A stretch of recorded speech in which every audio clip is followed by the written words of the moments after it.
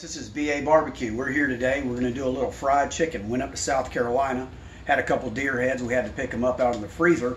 And they got a store up there, that a little grocery store that brings in chickens, fresh chickens, no antibiotics, no steroids. They look like back in the 60s and back in the 70s when you actually bought a chicken, and it would look like a chicken, the size of a chicken.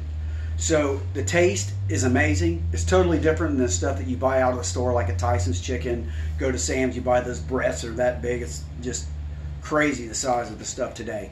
So no antibiotics, no steroids, just good old-fashioned chickens roaming free and eating the things that chickens are supposed to eat, not full of antibiotics. So what we got going on here, I cut it up. I cut a whole chicken up. And look, you're going to see right here, look how small that breast is. Or that thigh. See how small that thigh is? Look at these chicken wings. Look at this drum, the size of those. So what we did was, we cut up the chicken. What you're going to do is you're going to let it sit out for 30 minutes. You're going to pat it dry with a paper towel, and you're going to leave it sit out in open air for a good 30 minutes. The reason why? Because we don't want to go sticking that cold chicken in 130-degree oil, and it just gives it a totally different flavor. Also, you want to dry it off. You don't want that. You don't want all that water inside that chicken. It'll make it watery. It'll make it mushy, and also it'll ruin your oil. You won't be able to use it again. So we're going to use some Lawry seasoning, a little cayenne pepper, a little paprika, a little black pepper. And what we're going to do is we're going to go ahead and we're going to put all those on here like that. I take my pepper, put it in my hand like this. Then I just take it, I pinch it, and I spread it around on the chicken. Same thing with the paprika. Okay, I already put the Lawry seasoning on it.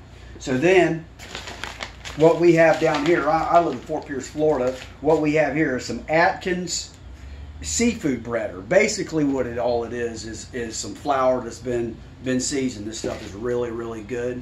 So what we did, we got us these little tins are great for this. We put the flour in there. What we're going to do is what we dredge it. So my chicken's basically dry. Okay, we're going to take it, we're going to stick it in here. We're going to, first what we need to do is we're going to add a little seasoning into, and Lawry seasoning is great, man. This stuff is great. You just don't want to overdo it with this, because it has a lot of salt in it, so you don't want to make everything really salty. So season your flour. There. You know what? And you gotta, everybody measures all this stuff. You just gotta go in there and put what your taste is, what you like to do. Mix all that up. Then you're gonna dredge your chicken, just like that.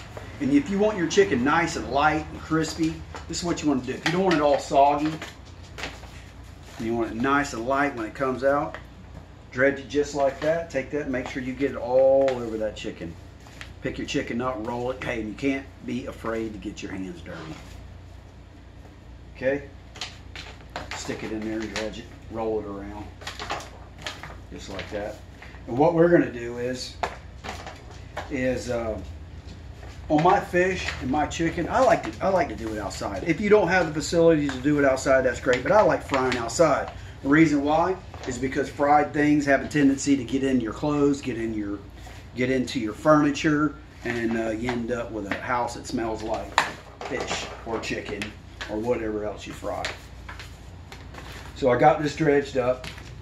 Also, my mom went up and she got some peas and she shelled them.